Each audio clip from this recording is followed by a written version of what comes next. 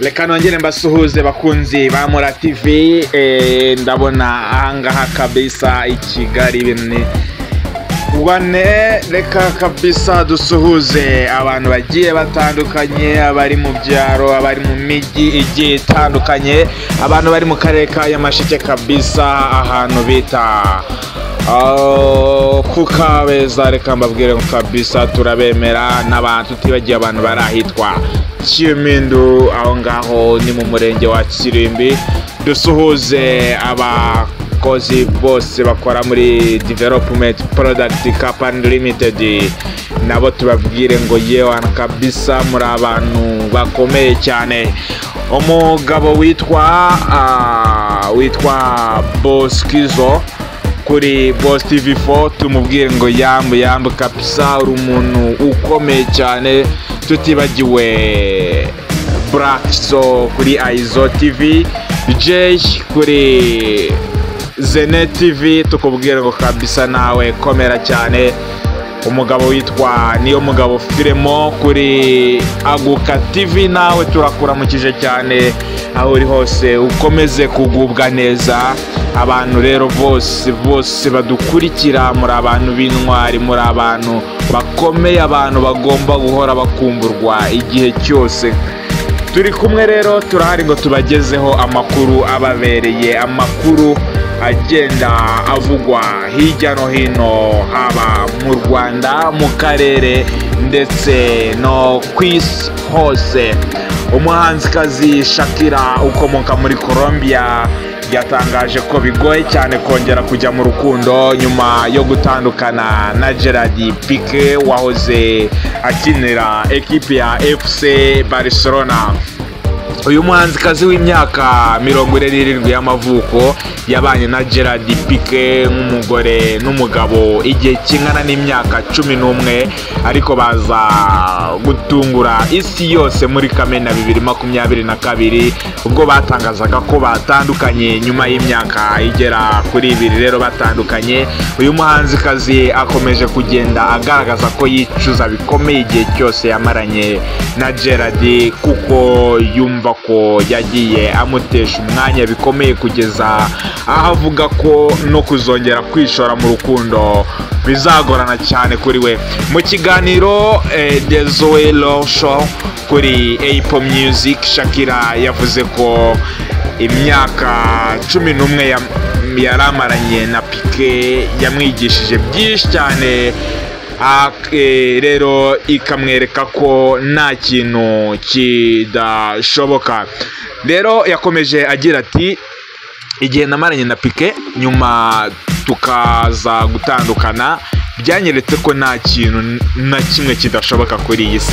Numvaga ko rero kuzabaho urukundo ibihe byose, gusa izo nizo nzozi zanjye za mbere zankengushye. Shakira rero akomeza agira ati, nari nzi ko njyewe na Piqué tuzabana kugeza ku rupfu, ariko ibaze kugira ngo abantu bamaranye imyaka 11 batandukane. Ni ibintu bitoroshye rwose kuri Shakira, ni ibintu nawe kubwawe byakubaho kwihangana bikanga. Bivuze ko nawe uyu mwanzuro we ushobora kuba wawufata. Rero byarangoye cyane kongera kubona urukundo ruruta urwo nabonye kuri Piqué, Shakira na Gerard mu myaka igera kuri 11 bamaranye, babyaranye abana bagera kuri 2. Shakira rero ni ibyo ngibyo birimo kuvugwa kuri we muri aya masaha. Rero hari andi makuru tugiye dufite agiye atandukanye.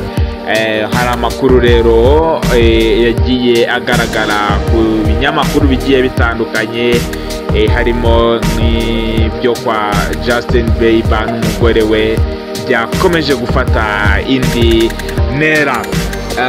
Nyuma y'iminsi bivugwa ko Justin Bieber n'umugore we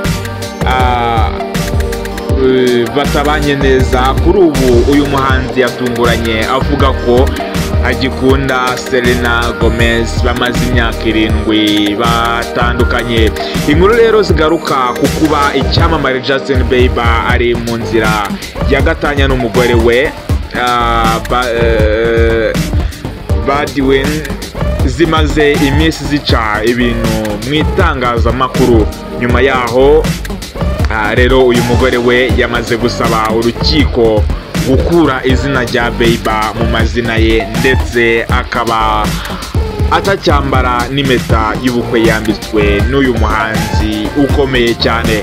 Ibi rero ibindi byagiye bihamywa cyane n'umukinnyi wa filime Stephen Baldwin, akaba sebukwe wa Justin Bieber, agarutse gusaba abafana be ko bamusengera kuko urugo rwe rurimo ibibazo bishobora no kubatandukanya. Andi makuru rero kandi avuga ko Justin atari kumvikana n'umugore we bitewe n'uko yifuza abana, nyamara akaba adashaka kubyara. Uyu nguyu ni umugore rero wa Justin Bieber udashaka kuba yakongera kubyara undi mwana. Urugo rwa Justin Bieber ndetse n'uyu mugore we hari rumaze iminsi ruvugwamo umwuka mubi. Mu gihe ibi byose biri kuba, Justin Bieber yatunguye benshi agaruka kuri Selena Gomez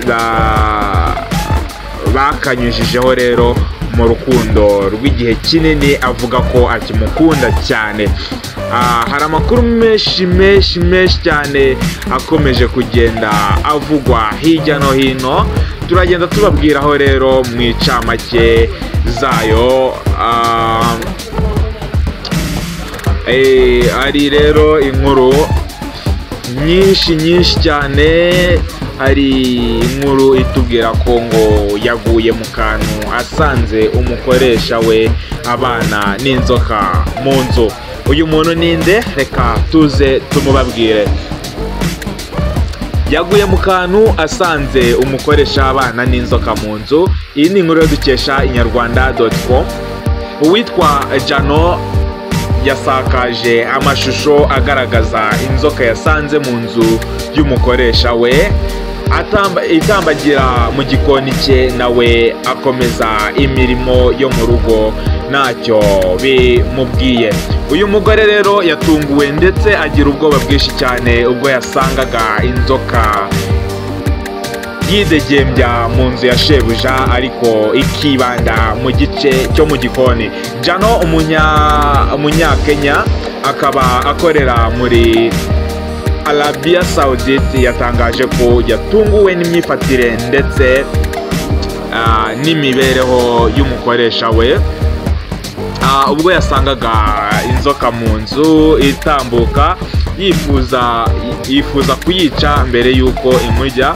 Mu mashusho rero yagiye ashyirwa ku rubuga rwa TikTok, Jano yerekanye iyi nzoka itambagira mu gikoni ndetse no hejuru y'amashyiga ari mu gikoni ahategurirwa amafunguro.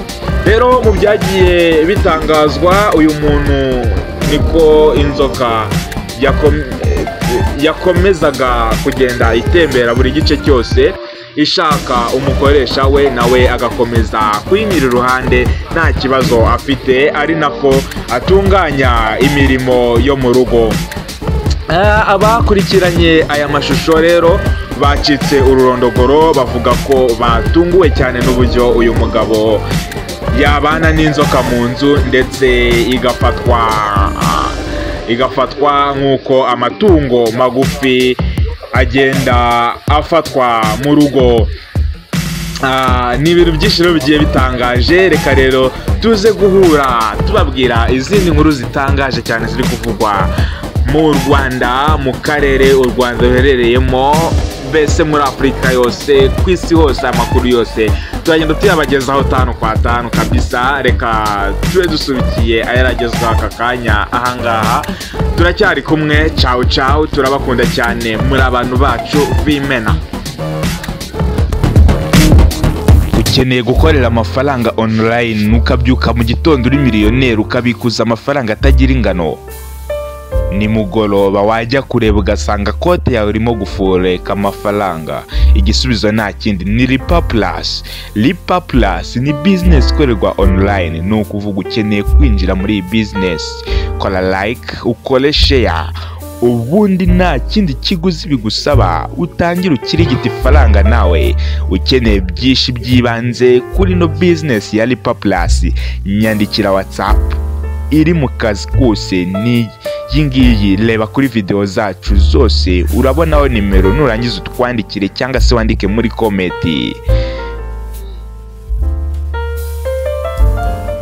Mola TV kwisonga.